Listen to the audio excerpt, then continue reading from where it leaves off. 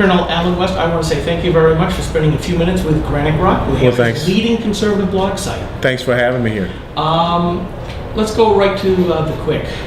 We are very concerned about where this nation is heading. That's why we do our blogging. We consider ourselves the 101st Fighting Keyboard Brigade. I'm most concerned with the rule of law. And every time I turn around, I see Obama making an imperial decree or his departments making their own changes to authorizing legislation. And in some cases, not even bothering to see if there's authorizing legislation. Your opinion on this? No, what could you do to fix it? Well, you're absolutely right. When you look at these two mandates that have been, pushed aside, the employer mandate and also the cap on the out-of-pocket expenses, that the president has arbitrarily made his decision that we can delay this for a little while. Well, when I go back and read Montesquieu, The Spirit of the Laws, which our founding fathers read, to understand what it means with separation of powers and the checks and balances that we have, the legislative branch, they make the laws. And once it passes the House and the Senate, then it goes to the president, he signs it, he executes it. So we've got to reestablish the right roles and responsibilities between the separate branches, the three branches that we have. And I'm very concerned that you have a lot of executive order fiat that is going on. I'm very concerned that you have a lot of this, the bureaucratic nanny state that is taking over. You look at some of the things from the EPA, especially, you look at what is going on with the IRS and the actions that they're taking, or even the Department of Justice. I mean, we just found out that there were 3 more weapons that popped up as part of Operation Fast and Furious. So I think the American people have to start being very concerned. And one of the great books that just came out this past week was Mark Levin's The Liberty Amendments. He's talking about how we need to strengthen the Constitution, since everyone seems to want to do an end around.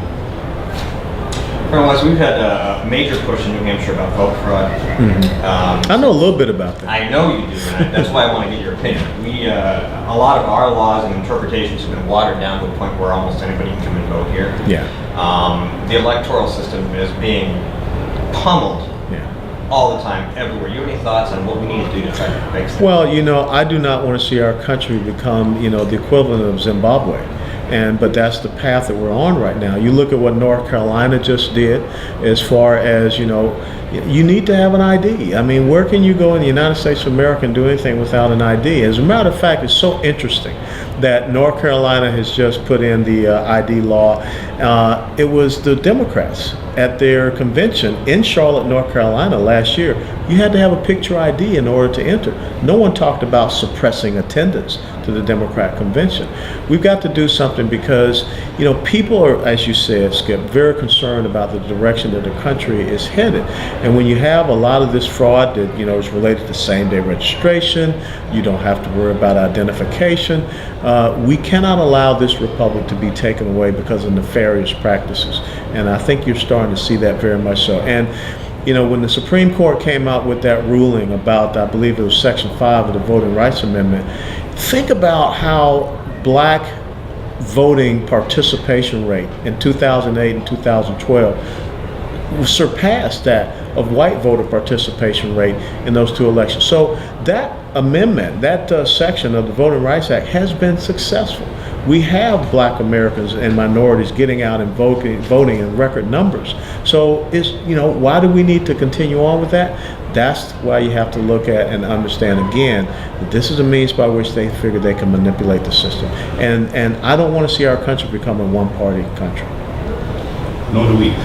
So I mentioned briefly earlier, I'd like to expound on it just a little bit, that the legislature appears to be abdicating its responsibility to make law and control the executive departments. And I wonder if you have any opinion on why this is so and how we can help change it. Well, I believe that without a doubt you're seeing an imperial presidency that makes Richard Nixon look like Captain Kangaroo.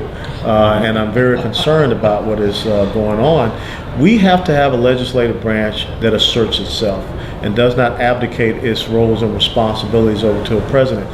I believe that of course the Democrats, Harry Reid, they're fine with it. But I believe that the Republicans have to stop being worried about the R word. And I think everyone knows what I'm saying with the R word. You just saw Harry Reid just last week, Friday or Saturday, talk about opposition to President Obama potentially being rooted in racism. That's how they get you to shut up. That's how they get to, to pin you down in a box. This is not about the complexion of the president's skin. This is about, the rule of law of a constitutional republic. That's what we have to honor, our system of checks and balances and separation of powers. And we cannot allow the president to believe that he can rule this country by, executive order fiat, which is what is happening. And as a matter of fact, if you go back and you read the Declaration of Independence, there's a lot of parallels to the grievances that Thomas Jefferson wrote about to what we see emanating from this administration. Absolutely. And, I think Washington has become that distant and tyrannical government. And that's why Mark Levin's book is so appropriate. But have we gotten to the tipping point where we are seeing not just the Congress acting like the Roman Senate by ceding all of its power, not caring, but have we gotten to that bread and circus tipping point with the American public? Because we see how much is being done by government and how little they want you to have just think about this. I mean, that scene in the movie Gladiator when they come into the arena and the wagons are throwing bread up to the mob and they're all cheering and everything. There's no different when you have people that are going out recruiting individuals to go on food stamps, the Supplemental Nutrition Assistance Program, and giving them these EBT cards, electronic benefits transfer card. So you're right, we're going out and we are, trying to buy through favors the vote of the American people. We're moving away from what I call the opportunity society to a dependency society. When you have so many Americans on food stamps, when we have so many Americans on government dependency, guess what ends up happening? Detroit. Now, that's where we have to make the case and say it may sound good in this short term. As a matter of fact, Thomas Sowell has a great quote. He says, in America, we have exchanged that which works well for that which sounds good. And that's exactly where we are. Colonel Allen West, I want to say thank you very much for spending a few minutes with Grant and Grok. It's my pleasure. Sir, go get them. Consider them gotten.